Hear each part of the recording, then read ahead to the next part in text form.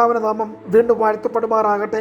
എബ്രായ ലേഖനം 11-ാം അധ്യായത്തിന്റെ സമാപന ഭാഗത്തേക്ക് നാം എത്തിയിരിക്കുകയാണ്. ഇവിടെ നാം ഏറ്റവും ഇഷ്ടപ്പെടുന്നതും അതേസമയം ദൈവമഹത്വത്തിനും ദൈവവേലയുടെ പുരോഗതിക്ക് അടിയന്തരാവശ്യമായ ഒരു സാക്ഷ്യമാണ് 28 മുതൽ 35 വരെ നാം വായിക്കുന്നത്. ആ ഭാഗങ്ങൾ നാം പഠിക്കുമ്പോൾ അവർ ചെങ്കടലിൽ കൂടി കടന്നു, എരിഹോ മതിൽ ഇടിഞ്ഞു വീണു.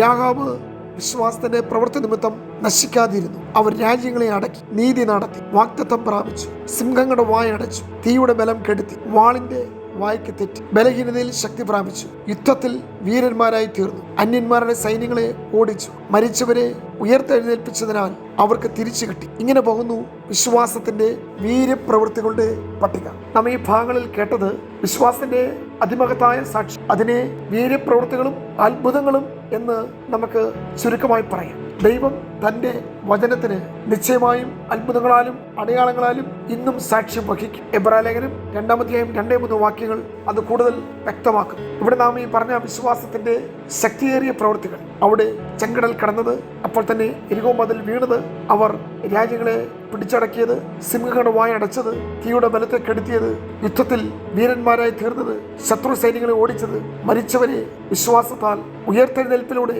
അവർക്ക് തിരികെ ലഭിച്ചത്. ഇങ്ങനെ പോകുന്നു ഈ വലിയ പോരാട്ടങ്ങളുടെ, വിജയങ്ങളുടെ, അല്ലെങ്കിൽ വിശ്വാസത്തിന്റെ വീരപ്രവർത്തികളുടെ വലിയൊരു പട്ടിക. എന്നാൽ നാം വീണ്ടും 35-ാമത്തെ വാക്യത്തിന് ശേഷം വിശ്വാസത്തിന്റെ പീഡനങ്ങളെ കുറിച്ച് കാണും. എബ്രായ ലേഖനം 11-ാം അധ്യായം നാം പഠിച്ചു തുടങ്ങിയപ്പോൾ ആ നാമകമായി ഇങ്ങനെ പറഞ്ഞു, ഈ അധ്യായത്തിൽ വിശ്വാസത്തിന്റെ വീരപ്രവർത്തികളും അപ്പോസ്തലൻ വെളിപ്പെടുത്തുന്നു. അപ്പോൾ തന്നെ വിശ്വാസത്തിന്റെ സഹനങ്ങളെ കുറിച്ച് ഇവിടെ വെളിപ്പെടുത്തുന്നു. വിശ്വാസം കൊണ്ട് സാധിച്ചവരും വിശ്വാസത്തിന് വേണ്ടി സഹിച്ചവരും. ഇനിയും മറ്റൊരു ചിത്രമാണ് നമ്മൾ ഇനി കേൾക്കാൻ പോകുന്നത്, വിശ്വാസത്തിന്റെ പീഡനങ്ങൾ. നാം ഇതുവരെ കേട്ടത് വിശ്വാസത്താൽ അത്ഭുതവും അടയാളവും വിടുതലും വിജയവും നാം കണ്ടു. എന്നാൽ 35 മുതൽ 38 വരെയുള്ള വാക്യങ്ങളിൽ വിശ്വാസത്താലുള്ള പീഡനങ്ങളുടെയും യാതനകളുടെയും രക്തസാക്ഷിത്വത്തിന്റെയും വിശ്വാസ നിമിത്തമുണ്ടായ പ്രതികൂലങ്ങളുടെ ഒരു പട്ടിക. അതും യഥാർത്ഥത്തിൽ പ്രിയമുള്ളവരെ വളരെ മനോഹരമായ സാക്ഷ്യങ്ങളാണ്. ഈ ഭാഗം നാം വായിക്കുമ്പോൾ പഠിക്കുമ്പോൾ വിശ്വാസ നിമിത്തം സഹനങ്ങളിൽ കൂടി വിടുതൽ പ്രാപിക്കാതെ കടന്നുപോയവർ, വിജയങ്ങൾ നേടുവാൻ കഴിയാത്തവർ, വിശ്വാസ നിമിത്തം ഏൽപ്പിച്ചു കൊടുത്തവർ, ഉദ്ധാരണം ലഭിക്കാതെ പോയവർ. ബൈബിൾ പറയുന്നു, പരിഹാസം, ചമട്ടി, ചങ്ങല, തടവ്, കല്ലേറ് എന്നീ പരീക്ഷ. വീണ്ടും നാം വായിക്കുമ്പോൾ ഈർച്ചവാളാൽ അറുക്കപ്പെട്ടവർ, ആടുകളുടെ തോൽ ധരിച്ചവർ, ബുദ്ധിമുട്ടും ഉപദ്രവവും കഷ്ടവും സഹിച്ചവർ, കാടുകളിലും മലകളിലും ഗുഹകളിലും ഭൂമിയുടെ പിളർപ്പുകളിലും ഉഴന്ന് നടന്ന് വലഞ്ഞവർ. ലോകം അവർക്ക് യോഗ്യമായിരുന്നു. വിശ്വാസത്തിന്റെ ഫലമായി കൊടും യാതനകൾ ഏറ്റെടുത്ത സിദ്ധന്മാരുടെയും രക്തസാക്ഷികളുടെയും ചരിത്രമാണ് ഇവിടെ നാം ദർശിക്കുന്നത്. ഇവരെല്ലാവരും വിശ്വാസത്താൽ സാക്ഷ്യം പ്രാപിച്ചു. ഇവിടെ ഒരു വലിയ നീണ്ട നിര. ഇന്നത്തെ നമ്മുടെ ഭാഷയിൽ പറഞ്ഞാൽ യാതൊരുവിധ ആനുകൂല്യങ്ങളും പരിഗണനകളും അംഗീകാരങ്ങളും ലഭിക്കാത്ത, ഒരിക്കലും വിശ്വാസ ജീവിതം നഷ്ടമായി കണക്കാക്കാത്ത, കഷ്ടങ്ങളിലും പിറുപിറുക്കാതെ ദൈവമഹത്വത്തിന് വേണ്ടി നിലനിന്നവർ.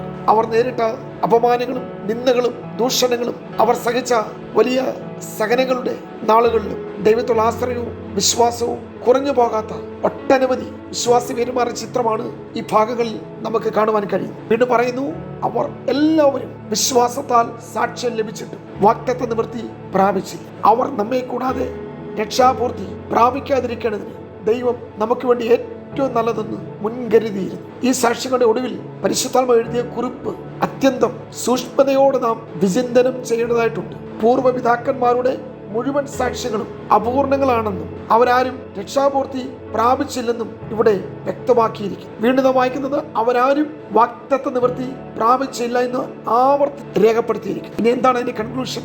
ദൈവം നമുക്കൊണ്ട് ഏറ്റവും നല്ലത് നമുക്ക് വേണ്ടി ഒരുക്കിയിരിക്കും. കർത്താവായ യേശുക്രിസ്തുവിൽ വിശ്വസിച്ച് ദൈവമക്കളായി തീർന്ന നമുക്ക് വേണ്ടി വാഗ്ദത്ത നിവൃത്തിയും രക്ഷാപൂർത്തിയും പ്രാപിക്കാത്ത പൂർവ്വപിതാക്കന്മാരായ വിശ്വാസ വീരന്മാർക്ക് ലഭിച്ച ആ വിശ്വാസത്തെക്കാൾ ഏറ്റവും നല്ലത് ദൈവം നമുക്ക് വേണ്ടി മുൻകരുതിയിരിക്കുന്നു. അതെന്താണ് പ്രിയമുള്ളവരെ? വീണ്ടും നാം തുടർമാനമായി അടുത്ത അധ്യായത്തിലേക്ക് പ്രവേശിക്കുമ്പോൾ, ആകയാൽ നാമും സാക്ഷികൾ ഇത്ര വലിയൊരു സമൂഹം നമുക്ക് ചുറ്റും നിൽക്കുന്നത് കൊണ്ട് സകല ഭാരവും മുറുകെ പറ്റുന്ന പാപവും വിട്ട് നമുക്ക് മുമ്പിൽ വെച്ചിരിക്കുന്ന ഓട്ടം സ്ഥിരതയോടെ ഓടുക. വിശ്വാസത്തിന്റെ നായകനും പൂർത്തി വരുത്തുന്നവനുമായി യേശുവിനെ നോക്ക്. ഇത്രയും വലിയൊരു സമൂഹം നമുക്ക് ചുറ്റും വിശ്വാസത്തിന്റെ വീരഗാഥകളുമായി സാക്ഷ്യം വഹിക്കുന്നതിനാൽ നാം എന്ത് ചെയ്യണം? വിശ്വാസ നായകനും പൂർത്തി വരുത്തുന്നവനുമായി യേശുവിനെ നോക്കി. വീണ്ടും വചനം പറയുന്നു, ആ ക്രിസ്തുവിനെ, ആ ക്രൂശിനെ ധ്യാനിച്ച് നമ്മുടെ ഓട്ടം സ്ഥിരതയോട് ഓടുകയാണ് വേണ്ടത്. എന്താണ് നമ്മൾക്കുള്ള ഏറ്റവും വലിയ വാഗ്ദത്തങ്ങളുടെ പൂർണ്ണത എന്ന് പറയുന്നത്? നമ്മുടെ മഹാഭാഗ്യം, നമ്മുടെ നായകൻ പൂർത്തി പൂർത്തി വരുത്തുന്നവനാണെന്നുള്ളതാണ്. അതാണ് അപ്പോസ്തലൻ പൗലോസ് ഫിലിപ്പി ലേഖനത്തിൽ പറയുന്നു, നിങ്ങളിൽ നല്ല പ്രവൃത്തി ആരംഭിച്ച കർത്താവ് യേശുക്രിസ്തു നാളോളം അതിനെ തികയ്ക്കുന്നു. ഫിലിപ്പി ലേഖനം 1:6. ഇവിടെ കാണുന്നത് ആ കർത്താവ് വിശ്വാസത്തിന് നായകനും പൂർത്തി വരുത്തുന്ന ദൈവമാണ്. പ്രിയമുള്ളവരെ, നിങ്ങൾ എങ്ങനെ തുടങ്ങി എന്നുള്ളതാണ് വിഷയം, നിങ്ങൾ എങ്ങനെ അവസാനിപ്പിച്ചു എന്നുള്ളതാണ് വിഷയം. ഗലാത്യ സഭയോട് അപ്പോസ്തലൻ പറയുന്നു, അവർ ആത്മാവിൽ ആരംഭിച്ചു, ജഡത്തിൽ അവസാനിപ്പിച്ചു. ആരംഭിച്ചത് ആത്മാവിലാണ്, ഉണർവിലാണ്. പക്ഷെ അതിന്റെ സമാപനം, അതിന്റെ പൂർത്തീകരണം വന്നപ്പോൾ അത് ജഡികമായി, മാനുഷികമായി, ഭൗതികമായി. ഇതൊന്ന് പറയുമ്പോഴവരെ നമ്മുടെ പഠനത്തിന് മാത്രമല്ല, നമ്മുടെ ജീവിതത്തിൽ മടങ്ങി വരുവാനും പശ്ചാത്തപിക്കുവാനും യഥാസ്ഥാനപ്പെടുവാനും ഏറ്റുപറയുവാനും വീഴ്ചകൾ കണ്ടുണരുവാനും ഈ ദൂതകൾ നമ്മെ സഹായിക്കും. നമ്മുടെ രക്ഷാനായകൻ നമുക്ക് വേണ്ടി പൂർത്തീകരണം വരുത്തുന്നു. നമ്മൾ നല്ല പ്രവൃത്തി ആരംഭിച്ച ആ ദൈവം തന്നെ നമ്മുടെ ഓട്ടത്തെ തികയ്ക്കുവാൻ നമ്മെ സഹായിക്കും. തിമോഥെയോസിനോട് പൗലോസ് പറയുന്നത്, ആ ഉപനദി അവസാനത്തോളം ഞങ്ങളെ കാക്കുവാൻ ശക്തനെന്ന് ഞങ്ങൾ ഉറയ്ക്കും. അതെന്താണ്? കർത്താവ് നിങ്ങളിൽ തുടങ്ങിയിരിക്കുന്നു, കർത്താവ് തന്നെ അത് പൂർത്തീകരിക്കും. അതുകൊണ്ട് ഒരു ആഹ്വാനം അപ്പോസ്തലൻ നൽകിയാണ്.